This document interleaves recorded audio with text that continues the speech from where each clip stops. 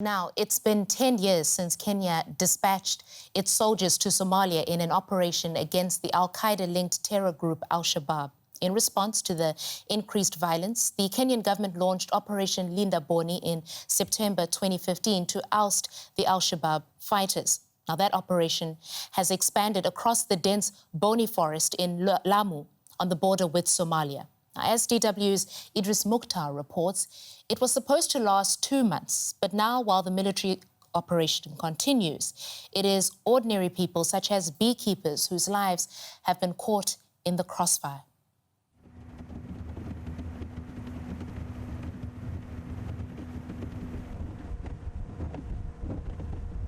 We are on our way to Kiangwe village in Lamu using this speedboat to get there because the roads are too dangerous as they're planted with IEDs by the terrorist group Al-Shabab.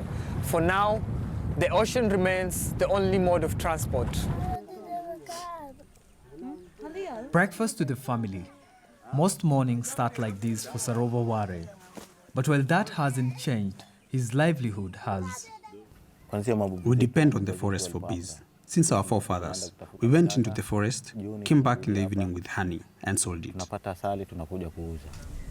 However, an ongoing military operation just 6 kilometers away from Sarova's village now stops him from venturing into the forest. Going to his beehives would mean him risking his life. He has kept a few near his house despite the dangers it brings to his family. When Al-Shabaab came in, the forest became unbearable, and the village is also dangerous. The Kenyan military will be waiting 6 kilometers into the forest. When they see you, they'd ask, who did you meet in there? Whom did you bring food for? When you hear the helicopters, you'd run. Where am I supposed to live now? In fear or making a living?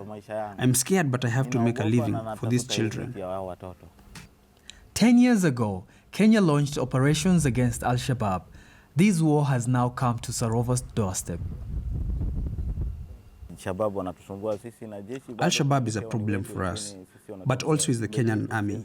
Although they are our own people, they don't want us to go into the forest, and that is how we lost all our beehives. And now, our lives have changed for the worst.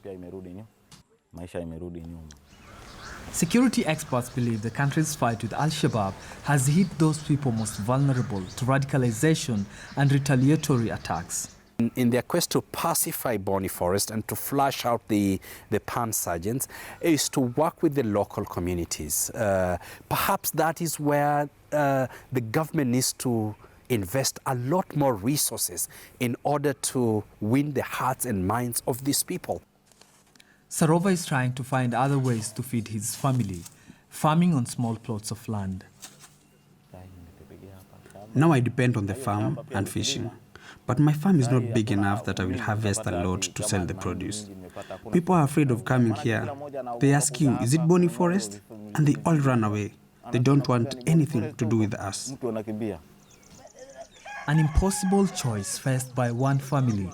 It's echoed by an entire community struggling to provide for their loved ones.